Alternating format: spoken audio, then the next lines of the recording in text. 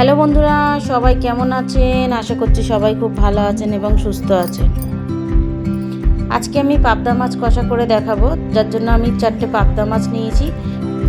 মাছগুলোকে ভালোভাবে পরিষ্কার করে বেছে এবং ধুয়ে নিয়েছি।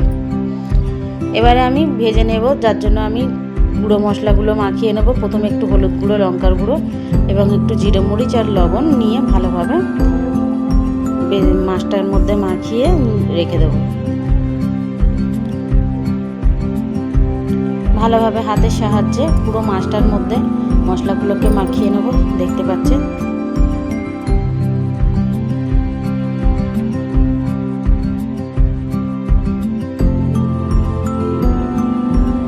এবারে একটা কড়ার মধ্যে কিছুটা সরষের তেল নিয়েছি। তেলটা গরম করতে দিয়েছি। তেলটা দেখতে পাচ্ছেন ধোঁয়া উঠছে। এবার এক এক করে আমি মাছগুলোকে ছেড়ে দেব।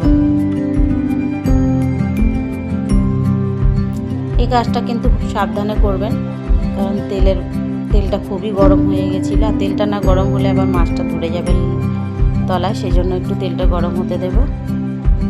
এবারে আমি একদিকটা উল্টে দেবো। দেখতে পাচ্ছেন মাছটা খুব সুন্দরভাবে ভাজা হয়ে গেছে একদিকে, আর একদিক উল্টে দেব। ভালোভাবে একটা সাইড করে খুব সুন্দর করে ভেজে নিয়েছি, লাল লাল করে। এবারে দুটো দিকেই ভাজা হয়ে গিয়েছে, মাছটা তুলে নেব।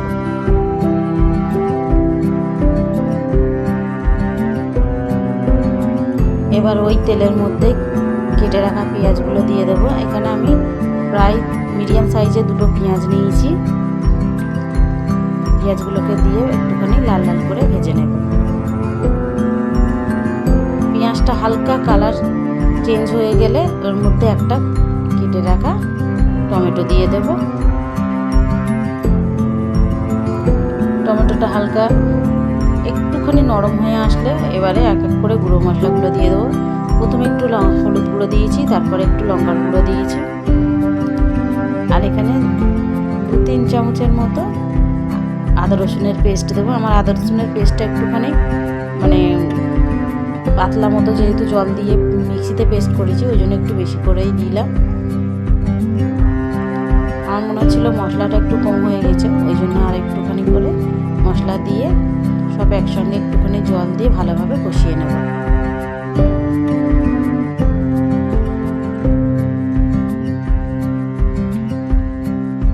সব একসঙ্গে নেড়ে চেড়ে ভালোভাবে মশলাটাকে কষিয়ে নেব।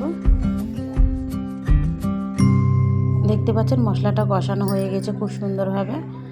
এবারে আমি পরিমাণ মতো কিছুটা জল দিয়ে দেব।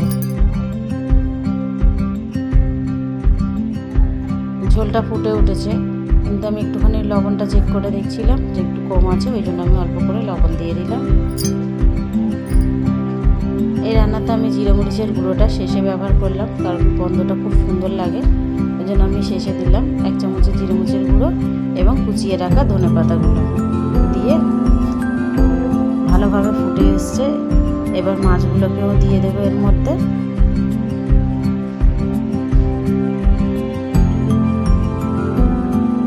আপনারা চাইলে এখানে 2-3টে কাঁচা লঙ্কা চিড়ে দিতে পারেন। আমি এখানে কাঁচা লঙ্কা ব্যবহার করিনি, কারণ এমনিতে লঙ্কার গুঁড়ো বেশি হয়ে গেছিলো।